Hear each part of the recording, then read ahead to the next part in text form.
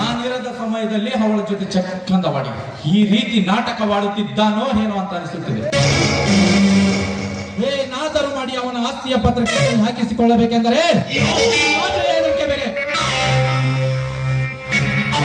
ಏನಾದರೂ ಮಾಡಿ ನನ್ನ ಗೆಲುವನ್ನು ಸಾಧಿಸಿಕೊಳ್ಳಲು ಈ ರಜಿತರ ಮುಂದೆ ರವಿವರ್ಮ ನನ್ನ ದುಂಡಿಕ್ಕಿ ಕೊಂದಾದರೂ ಆಟ ಸಾಧಿಸಿಕೊಳ್ಳುವೆ.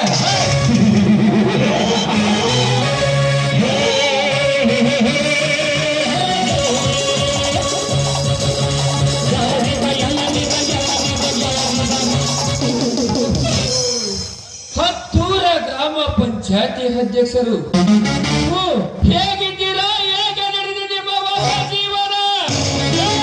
ನನ್ನ ಜೀವನದ ಯೋಗಕ್ಷೇಮ ವಿಚಾರಿಸಲು ನೀನಾಗಲೇ ಅದು ಈ ಸುಧೀರನಿಗೆ ಎದುರು ನಿಂತು ಧೈರ್ಯವಾಗಿ ಮಾತನಾಡುವೆಯ? ಅಂದರೆ ನೀನು ಸರ್ವ ಅಧಿಕಾರಿಯೋ ಅಥವಾ ಭೂಗತ ಲೋಕದ ದೊರೆಯೋ? ಲೇ ಹುಂಡ ಮನೆಗೆ ದ್ರೋಹ ಬಗೆಯುವ ನೀನೊಬ್ಬ ಬಂಡ ಎಂದು ನನಗೆ ಚೆನ್ನಾಗಿ ಗೊತ್ತು. ನೀನೇನು ಕಡಿಮೆ ನನ್ನ ಮಗ? ಇನ್ನೊಬ್ಬರ ಮನೆಗೆ ಬೆಂಕಿ ಹಚ್ಚಿ ನಕ್ಕುಳಲಿಯುವ ಬೇಕೂಪ ಅಂತ ಇಡೀ ಜಗತ್ತಿಗೆ ಗೊತ್ತಿದೆ. ಗುರಿ ಇಲ್ಲದ ಮನಸ್ಸು ಒಬ್ಬನಿಗೆ ಕೊಟ್ಟು ದೇಹ ಮತ್ತೊಬ್ಬನಿಗೆ ನೀಡಿದ ಎಣ್ಣೆ ಒಂದು ಹೆಣ್ಣಿನ ಜೊತೆ ಸಂಸಾರ ಸಾಗಿಸುವ ನೀನೊಬ್ಬ ಗಂಡಸೆ. ನಿನ್ನ ಮಾತಿನಂತೆ ಪರೀಕ್ಷಿಸಿ ನೋಡುವೆ. ಇದರಲ್ಲಿ ಏನಾದರೂ ಸುಳ್ಳು ಇದ್ದರೆ ಮಗನೇ ನಿನ್ನ ಜೀವಂತ ಉಜ್ಜಲ ಏಸುವುದಿಲ್ಲ.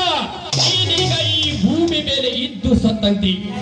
ಯಾಕಂದರೆ ನೀ ಇಲ್ಲದ ಸಮಯದಲ್ಲಿ ನಿನ್ನ ಹೆಂಡತಿ ಒಂದಿಗೆ ಅಪ್ಪಿ ಮುದ್ದಾಡುವುದನ್ನು ಈ ವರ್ಮನನ್ನು ಕಣ್ಣಾರೆ ಕಂಡಿದ್ದೇನೆ. ಹೆಂಡತಿಯನ್ನು 10 ಬಸ್ಸಲ್ಲಿ ಇಟ್ಟುಕೊಳ್ಳಲು ಬಿಟ್ಟು ಆಸೆ ಆಸೆಗಾಗಿ ಮತ್ತೊಬ್ಬರಿಗೆ ಬೇಕು ನಿನಗೆ. ನನ್ನ ಹೆಂಡತಿಯ ವಿಷಯಕ್ಕೆ ನನ್ನ ಕೈ ಹಾಕಿದ್ರೆ ನಿನ್ನ ಕೈಯನ್ನು ಕತ್ತರಿಸುವೆ.